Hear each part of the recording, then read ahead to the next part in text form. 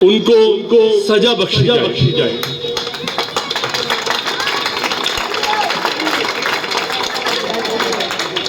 दोस्तों यूं peoples green party इस इलाके के लिए कोई नई पार्टी नहीं है। पीपल्स ग्रीन पार्टी यहाँ के रहने वाले साथियों ने बनाई है। कई मर्तबा ये बात आती है, लोग पूछते हैं पार्टी किसकी है, ये पार्टी किसने बनाई। तो सबसे पहले मैं आपको जवाब देना चाहता हूँ कि ये पार्टी बनाने वाले लोग आपके इर्द गिर्द आपके साथ रहने वाले आपके भाई हैं। सबसे पहले आमंत्रित करना चाहूंगा मेरे छोटे भाई, मेरे साथी मोहम्मद नसीम अंसारी जी को, जो इस पार्टी के फाउंडर मेंबर हैं। भाई मोहम्मद नसीम अंसारी मेरे साथ में है। आगे बुलाना चाहूंगा हमारे भाई वाजिद अली साहब।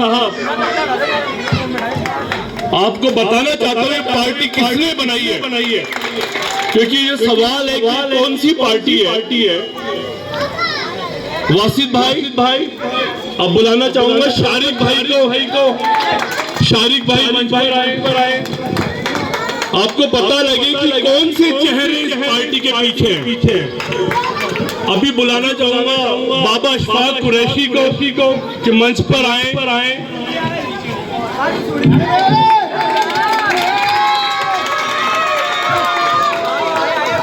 और साथ में हमारे साथी बाबा जफर साहब, जो यहाँ पर हमारे साथ पहले से मंच पर विराजमान है।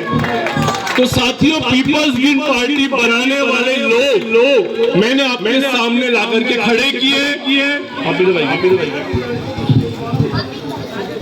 हमारे अजीज गुड्डू साहब, बेग साहब पहाड़गंज के रहने वाले भाई, इधर आइए, शक्ल नहीं देखी लोगों ने। हमारे अजीज अजीज बेग। मैं चाहूंगा कि सभी भाई हाथ पकड़ करके एक बार बताएं सभी लोगों को कि पीपल्स ग्रीन पार्टी को बनाने वाले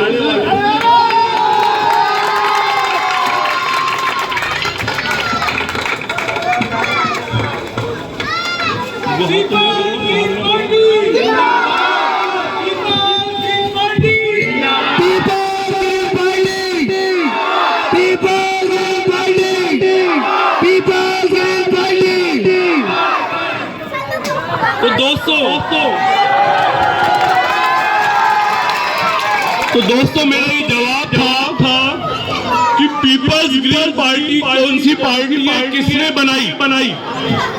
ये पार्टी इस मोहल्ले में बनी है, आपके घर के अंदर बनी है, आपके भाइयों ने बनाई है।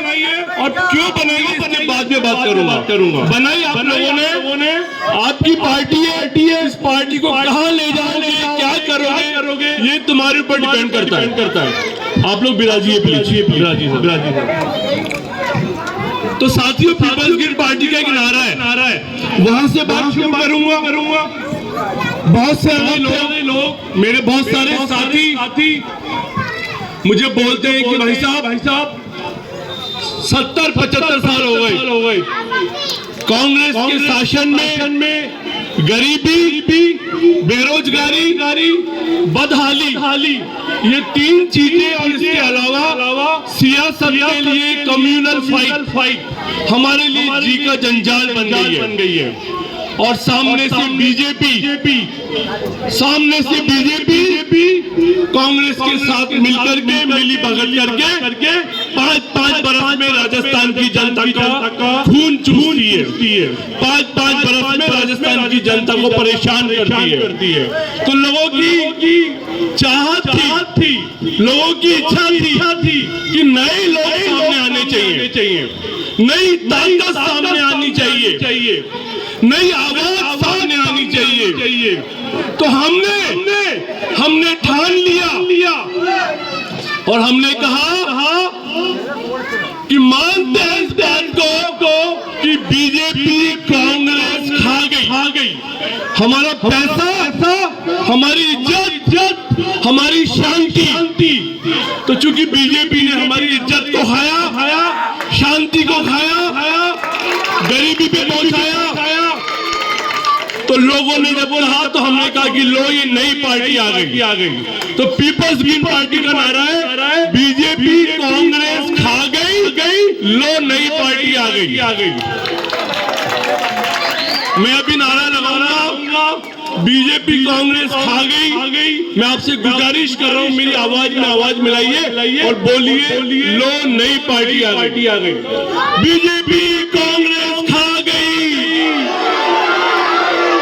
बीजेपी कांग्रेस खा गई,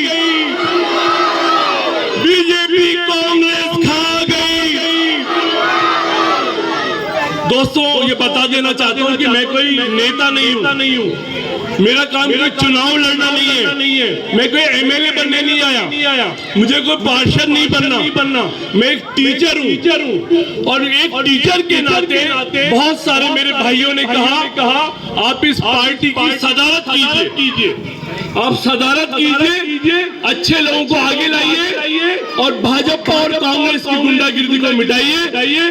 साथियों से जब आह्वान हुआ, गुजारिश की लोगों ने, तो हमने तय किया कि ठीक है, मिलकर के हाथ पकड़ के एक दूसरे का थाम के आगे बढ़ेंगे, एक नई पार्टी बनाएंगे, नई ताकत बनाएंगे जो आवाम के दर्द को जानती हो, आवाम के साथ हो रहे जुल्मों को समझती हो, जिसको खुद को दर्द का बताओ, जो खुद आम आवाम के अंदर से निकल करके आया हो। तो पीपल्स ग्रीन पार्टी ने तय किया अगर आदर्श नगर में चुनाव होगा, आदर्श नगर की जनता, आदर्श नगर के पार्टी के कार्यकर्ता मिलकर के तय करेंगे आदर्श नगर का अगला विधायक कौन होगा। अब कांग्रेस का जो विधायक आएगा राहुल गांधी से टिकट लेकर के, गहलोत से टिकट लेकर के, या कि जो मोदी से टिकट लेकर के बीजेपी का उम्मीदवार आएगा, उसके मुकाबले में आदर्श नगर की जनता, घाटगेट चौकड़ी की जनता अपनी तरफ से एक आदमी खड़ा करेगी। आपकी तरफ से एक आदमी खड़ा होगा, जनता की तरफ से मुकाबला होगा। भाजपा एक तरफ होगी, कांग्रेस एक तरफ होगी और सामने जनता होगी। आप सब लोग होंगे, आप सब लोग मिलकर के मुकाबला करेंगे। देखा जाएगा कांग्रेस जीतेगी, भाजपा जीतेगी कि जनता जीतेगी। आपको तय करना है कि जनता को जिताओगे कि हराओगे। अगर के फिर से कांग्रेस को जिताते हो, अगर के बीजेपी को जिताते हो, यानी कि जनता को हराने जा रहे हो, और अगर उन दोनों को हरा करके जनता को जिताओगे, तब तुम्हारी पता लगेगी कि ताकत कितनी है। उनको एहसास होगा, उन पार्टियों को एहसास होगा कि जनता जाग गई और अब उनको भागना पड़ेगा उनको। दोस्तों मैं आपको बताना चाहता हूं एक बहुत जरूरी बात। पीपल्स ग्रीन पार्टी की मेन बात आप समझिए। हमारा मसला ये है कि यहाँ भेदभाव हो रहा है, यहाँ पर बेईमानी हो रही है। अभी हम घाटगेट की नुक्कड़ पे हमने अपनी गाड़ी को लगाया। वहां से जब हम यहाँ आ रहे थे जफर भाई के यहाँ पर आप देखिएगा चलने में रास्ते में जगह जगह नालियां फटी पड़ी है, पानी सड़कों पर है, कचरे के ढेर लगे हुए, बदबू आ रही है। इतने छोटे छोटे बच्चों के पास में पहनने को जूते चप्पल नहीं है। आर्थिक स्थिति खराब है, रोजगार नहीं है, काम धंधे नहीं है। ऊपर से ये सियासत की लड़ाइयाँ, हिंदू मुसलमान की लड़ाई, जहां हम आराम से अमन चैन के साथ रहते हमें लड़वाने की कोशिश की जाती है। हमारे बीच में भेद पैदा किया जाता है, जिससे भाजपा और कांग्रेस अपने तरीके से अपनी राजनीति को चला सके, अपनी सियासत को चला सके। हमारे साथ बेईमानी की जाती है। मैं आपको ध्यान दिलाना चाहूंगा। आइए साहब आधारिए।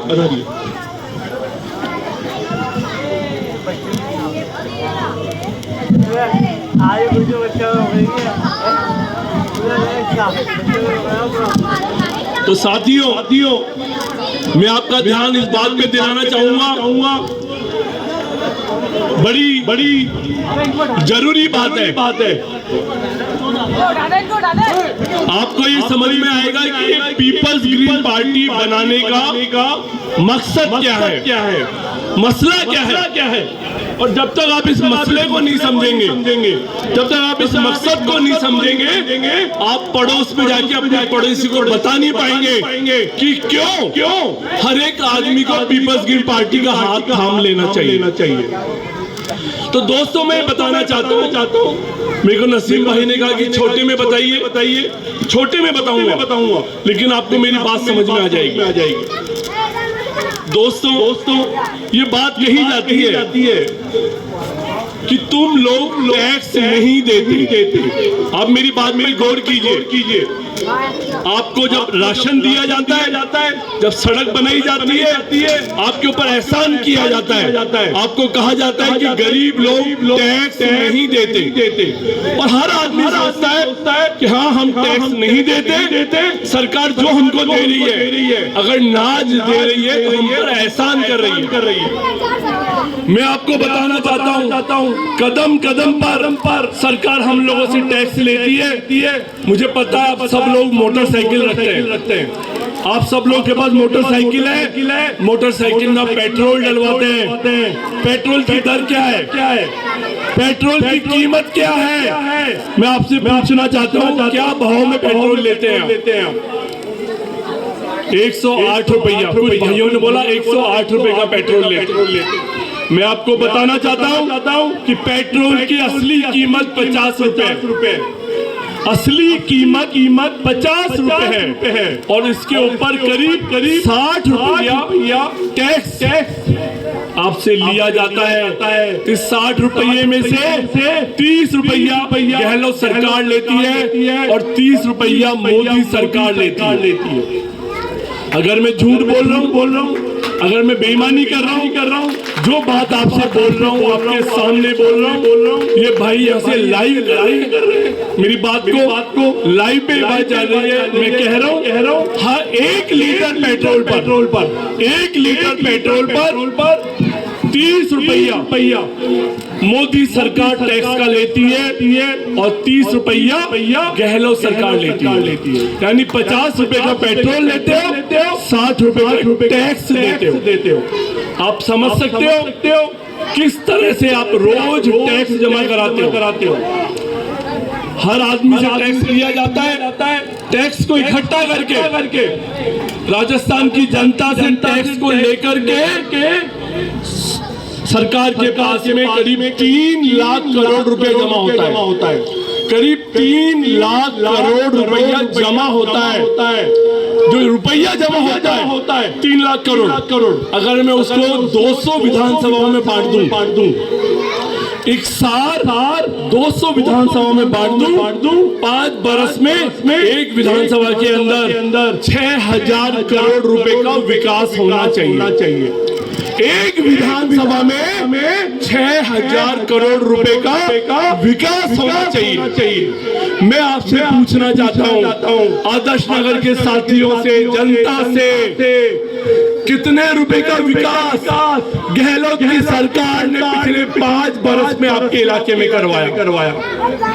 मैं आपसे सवाल कर रहा हूँ, एक बरस में 1200 करोड़ और 5 बरस में 6000 करोड़ रुपया आदर्श नगर में खर्च होना चाहिए था।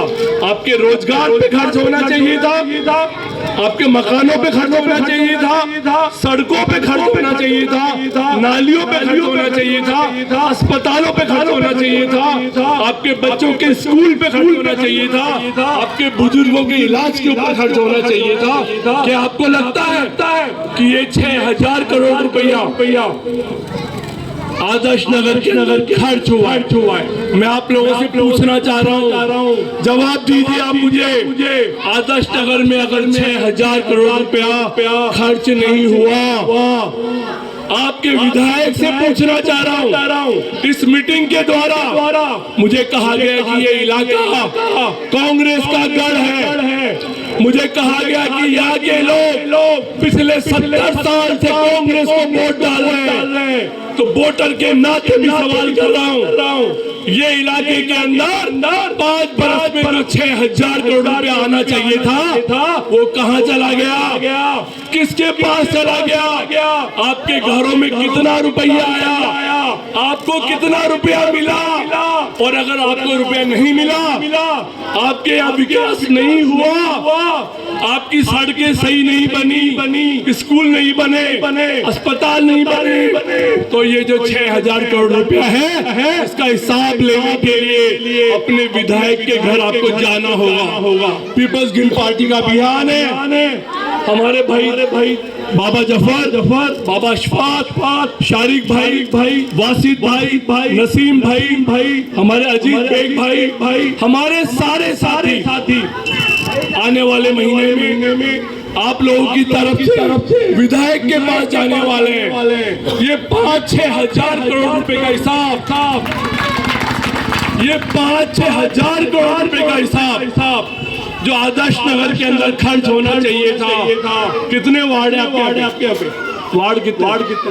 25 वार्ड बता रहे। 6,000 करोड़ को 25 से भाग दे करके देखिए कितना होगा भाई? 6,000 करोड़ को 25 से भाग दो। 6,000 पे 25 को भाग दो। एक वार्ड में कितना रुपया खर्च होना चाहिए मैं अभी आपको बता रहा हूँ। पीछे कैलकुलेटर भाग लगा रहे। एक वार्ड में 250 करोड़ रुपया खर्च होना चाहिए था।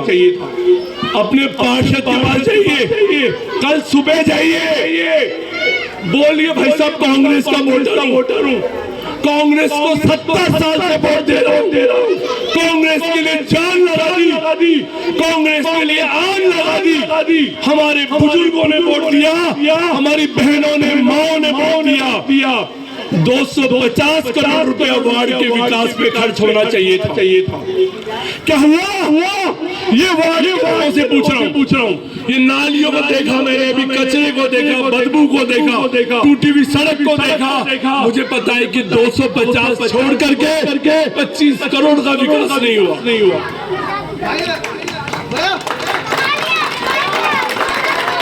इसी तरह से विधायक से पूछिए, विधायक के पास जाकर सवाल कीजिए। आप आम जनता है, आप आवाम है, आवाम का ये फर्ज है। आवाम जिसको अपना नुमाइंदा बनाती है, नुमाइंदे के पास जाकर के हिसाब मांगा जा सकता है, नुमाइंदे से पूछा जाना चाहिए टैक्स का इतना रुपया जमा कराते हैं। हर एक पेट्रोल के लीटर के ऊपर आदर्श नगर का हर एक नौजवान गहलोत साहब को 30 रुपये जमा करा रहा है, मोदी को 30 रुपये जमा करा रहा है। हक के साथ जाइए, हक के साथ जाइए विधायक के पास, हक के साथ जाइए आपके पार्षद के पास, पार्षद से पूछिए 250 करोड़ रुपए का लेखा जोखा अकाउंट सामने पेश कीजिए। हमारे इलाके में कितने रुपए का विकास हुआ? एमएलए साहब से पूछिए कितने रुपए का विकास हुआ। आपके सांसद के घर पे पहुंचिए, उससे पूछिए जाकर के जयपुर के अंदर ये 6,008 विधानसभाओं में 48,000 करोड़ रुपए का विकास होना चाहिए था। ये पैसा किधर गया? ये पैसा कांग्रेस और बीजेपी के नेताओं के घरों में जा रहा है। ये पैसा बड़े लोगों के पास जा रहा है। आपको आपस में सियासत में उलझा करके, कम्युनलिटी के अंदर उलझा करके बेवकूफ बनाया जा रहा है। आपका पैसा, आपके खून पसीने का पैसा, आपकी मेहनत का पैसा, आपके हिस्से का पैसा बड़े लोग, अमीर लोग उनकी जेबों में जा रहा है। एमएलए के पास जा रहा है, आईएएस के पास जा रहा है, मुख्यमंत्रियों और प्रधानमंत्रियों के पास जा रहा है। उनकी पार्टियों की ताकत को बढ़ाने के लिए जा रहा है। लेकिन गरीब के घर के अंदर वही हालत है। लाइट नहीं है, पानी साफ नहीं है, नालियां टूटी हुई है, सड़कें खराब है, रोजगार नहीं है, दवाई नहीं है, स्कूल नहीं है, अस्पताल नहीं। कब जागोगे, कब हिसाब मांगोगे? मेरा दूसरा नारा मैं लगवा रहा हूँ। मैं बोलूंगा प्रधानमंत्री मोदी, आप बोलोगे हिसाब दो। हम हिसाब मांग रहे हैं, लाइव वीडियो के ऊपर मोदी से हिसाब मांग रहे हैं, गहलोत से हिसाब मांग रहे हैं, हमारे पैसे का हिसाब दो। या बताओ, ये छोटे छोटे बच्चे इंतजार कर रहे हैं, ये छोटे छोटे बच्चे इंतजार कर रहे हैं, इनके बापों के द्वारा, इनके चाचाओं के द्वारा जो मेहनत मजदूरी की जाती है, जो टैक्स का पैसा दिया जा रहा है, कब इनके पास पहुंचेगा?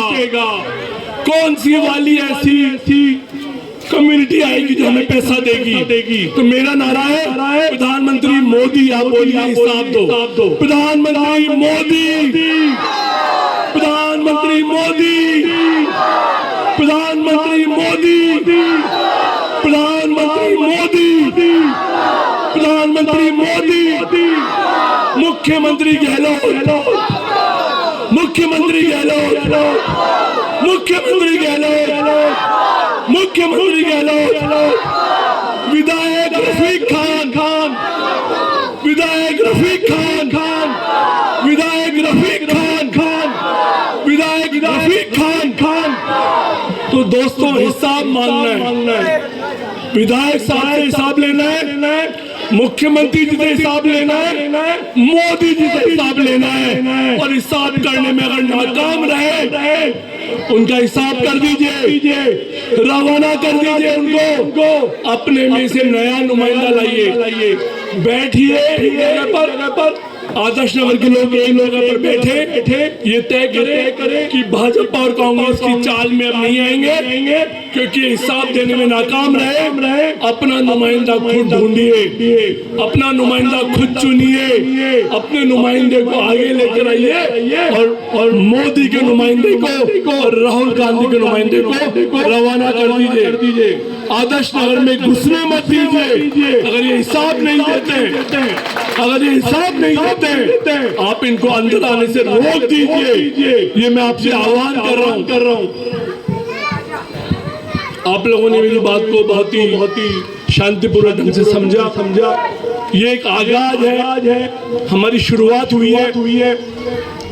नसीम भाई ने कहा थोड़े में बोलिए, मैं थोड़ा ज्यादा बोल गया, गुस्ताखी के लिए माफी चाहता हूँ। लेकिन दोस्तों जब दिल में दर्द होता है, जब मन में गुस्सा होता है, आवाज निकलती है, और ये आवाज, ये गुस्सा तभी काम में आएगा जब आवाम के अंदर हो।